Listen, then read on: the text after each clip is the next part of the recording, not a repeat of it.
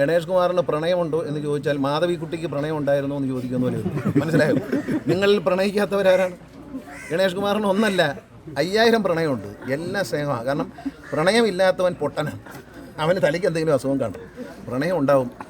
പുനത്തിൽ കുഞ്ഞബ്ദുള്ള പറഞ്ഞിട്ടുണ്ട്, മഹാന്മാരായാൽ ജവഹർലാൽ നെഹ്റുവിന് പ്രണയം ഉണ്ടായിരുന്നു. ചൂടുള്ള പ്രണയമാണ് ആവശ്യമെന്ന് ഏറ്റവും മലയാളം ബഹുമാനിക്കുന്ന മാധവിക്കുട്ടി, ആ അമ്മ കമലാസുരയ്യ മരണം വരെയും പറയുന്ന ഒരു സ്നേഹത്തെക്കുറിച്ചും പ്രണയത്തെക്കുറിച്ചുമാണ്. ഗണേഷ് കുമാറിന് പ്രണയമുണ്ടോ എന്ന് ആർക്കെങ്കിലും സംശയമുണ്ടെങ്കിൽ സൈബർ ഇടങ്ങളിൽ മനസ്സിലാക്കൂ. ഗണേഷ് കുമാറിന് ഒന്നല്ല 5000 പ്രണയം. അവർക്ക് കുശുമ്പ് കൊണ്ട് നടക്കില്ലേ? അവരെ മേയറാക്കാതെ രാജേഷിനെ മേയറാക്കിയതിന് കുശുമ്പ് കൊണ്ട് പിണങ്ങി വീട്ടിയിരിക്കുന്ന എനിക്ക് എങ്ങനെ അറിയാം? അവര് പറഞ്ഞിരിക്കുന്ന BJP കാരിയാണ്, ഞാൻ LDF കാരനാണ്. അല്ല, ഈ സ്ത്രീ 112 വിളിച്ച് പരാതി പറഞ്ഞത് വട്ടുമൂത്തൽ ആർക്കും പറയാം. ഞാൻ വിളിക്കട്ടെ, അതങ്ങ് തള്ളിക്കളയുകയാണ്. അതിനകത്ത് ആരോണാണെങ്കിലും ശരിയാണെങ്കിലും തള്ളിക്കളയുന്നു. എൻ്റെ വ്യക്തിപരമായ കാര്യങ്ങളിൽ ആരും ഇടപെടണ്ട. ഞാനൊരു നല്ല പൊതുപ്രവർത്തകനാണ്, ഞാനൊരു നല്ല MLA ആണ്, ഞാൻ പാവങ്ങളോടൊപ്പം നിൽക്കുന്നുണ്ടോ, ഞാൻ അഴിമതി നടത്തുന്നുണ്ടോ, ഞാൻ വർഗീയത പ്രചരിപ്പിക്കുന്നു, ഇതൊന്നും ഇല്ലാത്ത ഒരാളാണ് ഞാൻ. എൻ്റെ ജീവിതം ഒരു തുറന്ന പുസ്തകമാണ്. നിങ്ങൾ എല്ലാവർക്കും അറിയാം. നിങ്ങൾ എന്നോട് ചോദിച്ചാൽ പ്രണയങ്ങളെക്കുറിച്ച് വിശദമായിട്ട് പിന്നെ പറഞ്ഞു. ഭൂരിപക്ഷം കൂടും.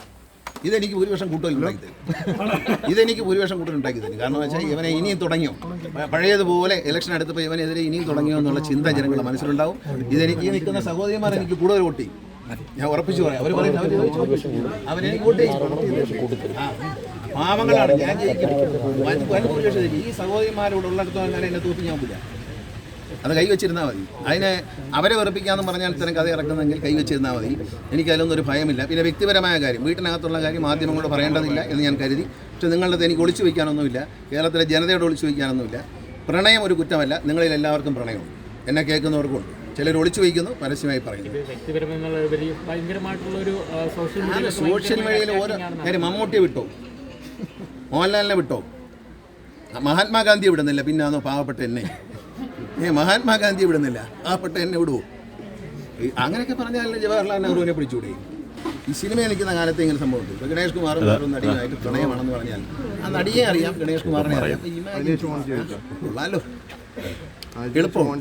ഞാനും സുമതിക്കുട്ടി അമ്മയും തമ്മിൽ പ്രണയത്തിലാണെന്ന് പറഞ്ഞാൽ സുമതിക്കുട്ടി അമ്മയെ ആർക്കും അറിയത്തില്ല, എന്നെ മാത്രമേ അറിയത്തുള്ളൂ. രണ്ടുപേരെ അറിയാവുന്നവരാണെങ്കിൽ നല്ല രീതിയിൽ ഇതൊരു രോഗമാണ്. ഇത് നമ്മൾ മലയാളിക്ക് ഈ ഒരു പീപ്പിംഗ് ടെൻഡൻസി എന്നൊരു സ്വഭാവം ചില ആൾക്കാരുണ്ട്. ഭൂരിപക്ഷത്തിനില്ല, കുറേ ആൾക്കാരുണ്ട്. അതിൻ്റെ ഭാഗമാണ്. അവർ പീപ്പിയിട്ട് ഒളിഞ്ഞു നോക്കിയാൽ പലതും കാണാം എന്നൊരു ചൊല്ലുണ്ട്. ഏറ്റവും പുതിയ വാർത്തകളും വിശേഷങ്ങളും വിരൽത്തുമ്പിലറിയാൻ സീ മലയാളം ന്യൂസ് എല്ലാ ഡിജിറ്റൽ പ്ലാറ്റ്ഫോമുകളിലും ലഭ്യം.